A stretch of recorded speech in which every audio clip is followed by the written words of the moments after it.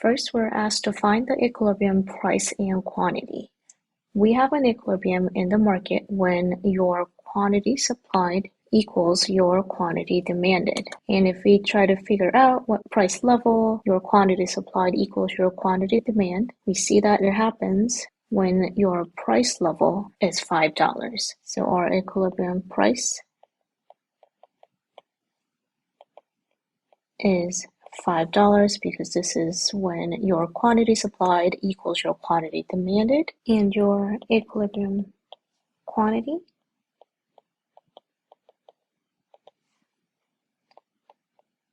is 48 bags. How much of a surplus or a shortage do we have if the current price of a bag of burger buns is $11? Now our price of the buns is $11, and we see that under that price, our quantity supplied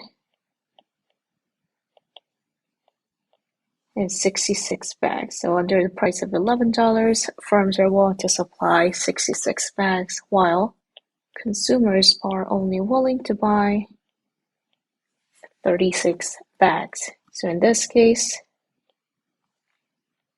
since our quantity supplied is greater than our quantity demanded, we currently have a surplus of burger buns. By how much? Well, our quantity supplied is 66. Our quantity demanded is 36, which means we have a surplus of 30 bags. Now let's use a graph to depict the market in Part B. We'll start by drawing our axes. We have our price on the y-axis, quantity on the x-axis, and we also see that as price goes down, our quantity supplied goes down while our quantity demanded goes up. So we have our usual or normal supply and demand. So our supply curve is upward sloping while our demand curve is downward sloping. And from Part A, we already found out that our equilibrium is at the price of $5 and quantity is at 48 bags. However, in Part B, we have the price of our buns being higher than $5. It's at $11 right now. And that shows us that the quantity demanded is only at 36 because the burger buns are now more expensive, while the quantity supplied at the same price of $11 is higher than before at 66 because now firms can earn more by selling the burger buns. So our surplus is the difference between these 2 points. And we already saw that in this economy under the price of $11, we have a surplus of 30 bags. Now, if the price is at $11 for a bag of burger buns, will the price stay at $11? The answer is no. Why is that? Because right now we have a surplus of 30 bags, which means now firms have an incentive to lower prices and try to sell off the surplus of 30 bags. So we'll have a downward pressure on prices, which means our price will fall perhaps to $8.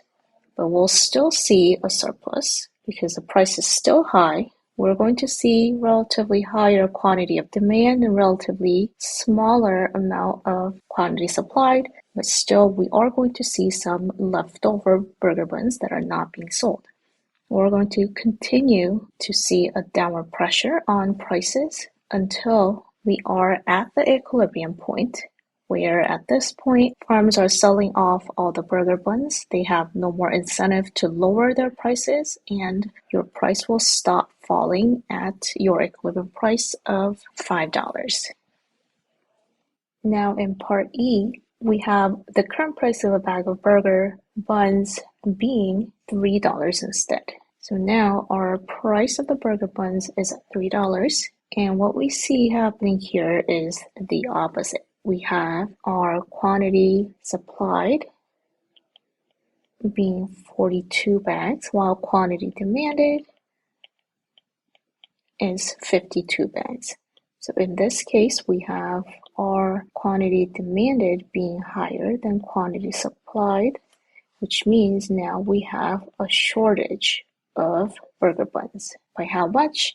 People are demanding 52 bags, only 42 bags are being supplied, so we have a shortage of 10 bags. We can also draw a market.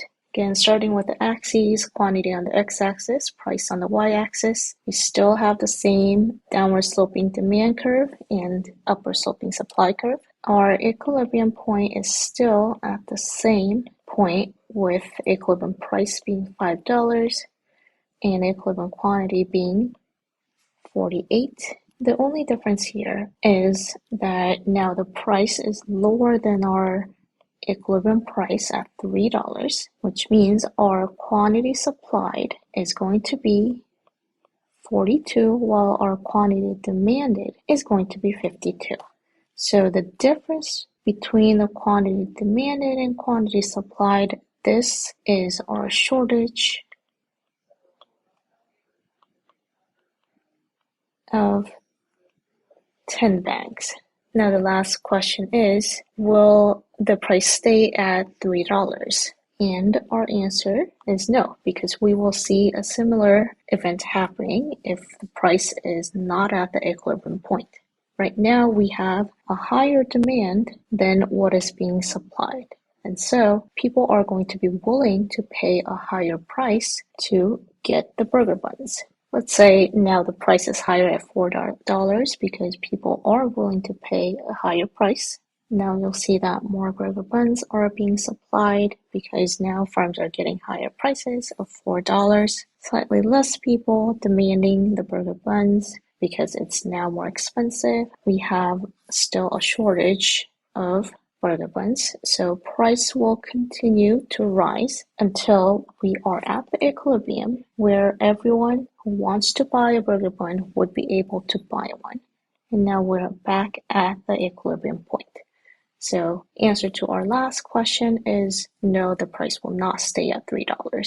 And we see that if we have a shortage or a surplus because our price is not at the equilibrium, then we are going to see a pressure on prices, whether that's upward or downward, until we are back at the equilibrium.